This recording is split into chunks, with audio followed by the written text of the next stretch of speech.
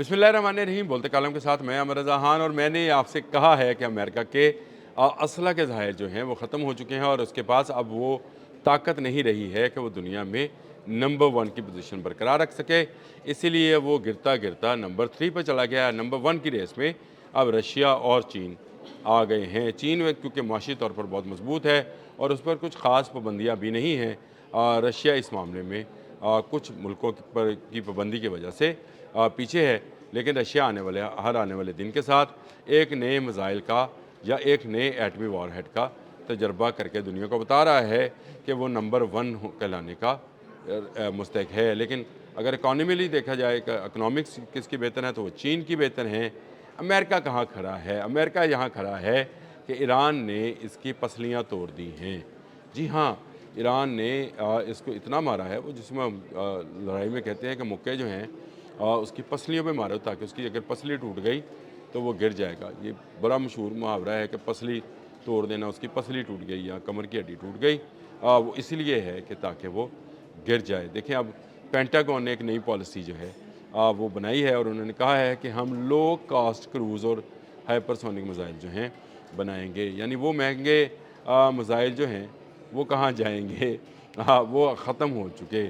अगर आपने मेरे पिछले व्लॉग्स देखे हों तो मैं आपको बता रहा था कि इनके पास मिसाइल्स नहीं है। मैं क्या बताना था, वैसे जेडी वेंस बता रहा था कि पेंटागन ने आपको गलत बताया है कि आपके मिसाइल जो हैं मौजूद हैं। टोमाहॉक मिसाइल जो है 850 खर्च हो गए। जब बनाने के लिए कहा गया तो उन्होंने कहा भाई ये नहीं है कि आपने दिया, ऑर्डर दिया और हमने मशीन में ठका ठक जो है मिसाइल बनाना शुरू कर दिए। ये मिसाइल जो है इस तरह से नहीं बनते हैं। इसके लिए पूरी एक टेक्नोलॉजी को सामने लाना होता है और इसमें साल 1.5 साल लग सकते हैं मज़ीद मिसाइल बनाने पर। इस पर अब ये कहा गया क्योंकि ईरान जंग सर पे है।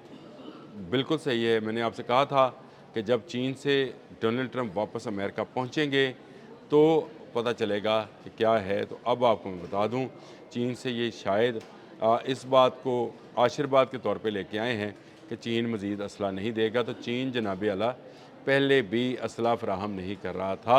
मैंने बहुत सारे व्लॉग्स में ये बात आपको बताई। ईरान के पास शुमाली कोरिया और रशिया की टेक्नोलॉजी है। हाँ, इलेक्ट्रॉनिक वारफेयर के अंदर वो बाइडू यूज़ करता है जो कि चीनी टेक्नोलॉजी है।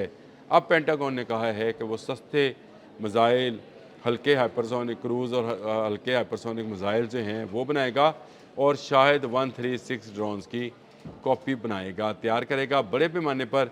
क्या होगा जी? उसने कहा जी कि 10,000 लो कास्ट क्रूज़ मिसाइल जो हैं वो बनाए जाएंगे और इनको जो है तेज़ी के साथ इनको मुकम्मल किया जाएगा। लो कास्ट इसलिए कि जो पहले हमने मिसाइल चलाए हैं वो बहुत कीमती थे और हमारा अरबों डॉलर जो है उसमें डूब गया।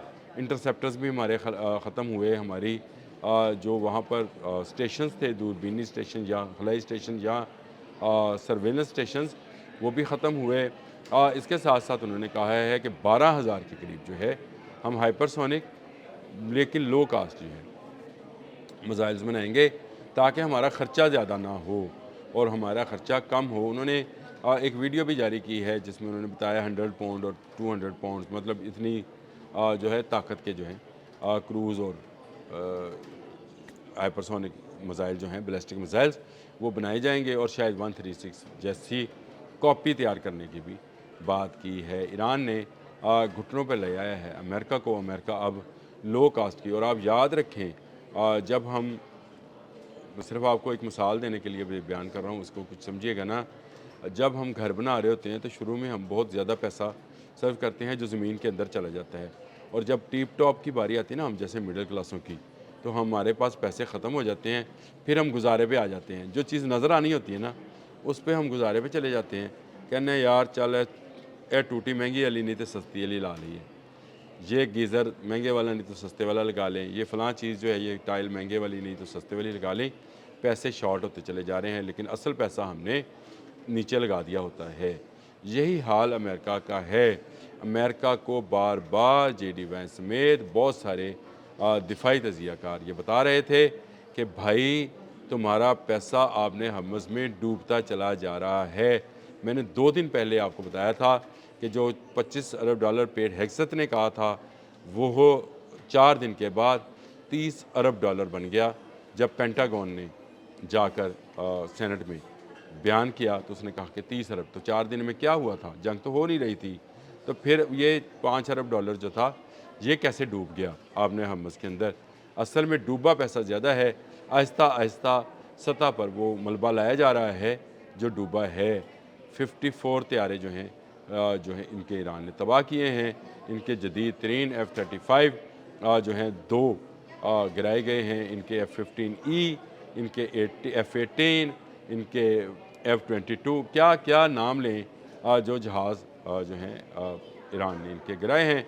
और इलेक्ट्रॉनिक वॉरफेयर में इनको खुल्लम खुल्ला शिकस्त दी जब इनके ट्रिन ट्रॉन जैसे ड्रोन और HQ-9 जैसे ड्रोन्स जो हैं, बड़े साइज़ के ड्रोन जो हैं, उनको भी ज़मीन बोस किया है। ये सारा इलेक्ट्रॉनिक वारफेयर था जो चीन से हासिल किया गया था, उसी से ये गिराए गए हैं। चीन से आप श्योरिटी लेकर आए कि आप उसको मज़ीद असला नहीं देंगे, ले ली आपने श्योरिटी, शी जिन ने कह दिया नहीं देंगे, तो पहले भी नहीं दे रहे थे भाई, शुमाली कोरिया दे रहा था। और शुमाली कोरिया के पास कौन सी टेक्नोलॉजी थी वो भी आपको समझ आ जानी चाहिए।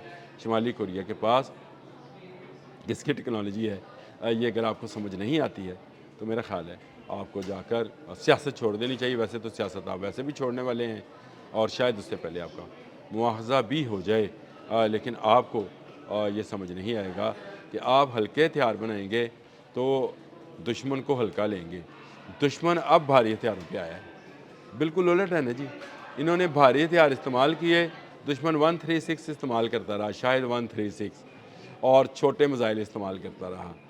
जब इनके बड़े मिसाइल और इंटरसेप्टर्स ख़त्म हुए, थार्ड और पेट्रियाट और ये टोमाहॉक जो स्ट्राइकर मिसाइल्स हैं, ये ख़त्म होने के करीब आ गए हैं, स्टॉक ख़त्म हो रहा है, तो उस स्टॉक को अपलिफ्ट करने के लिए आप हल्के हथियार इस्तेमाल करने जा रहे हैं।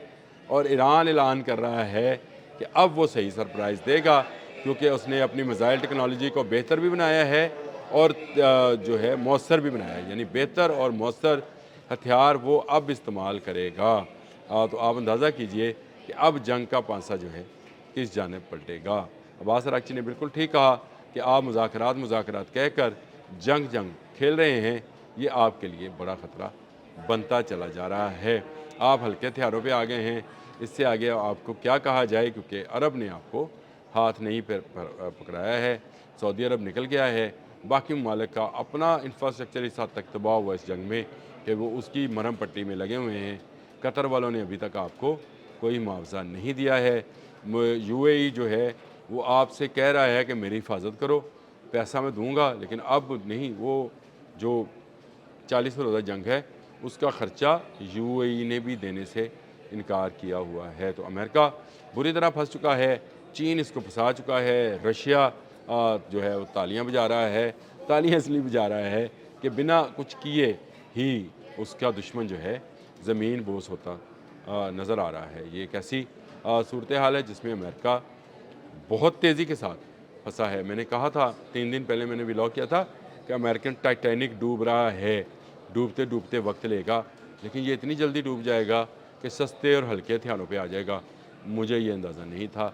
कहाँ गई अमेरिका के नंबर 1 पोजीशन, कहाँ गया अमेरिका का गरूर और उसकी इकॉनमी। अब तक के लिए इतना ही। अल्लाह हाफ़िज़।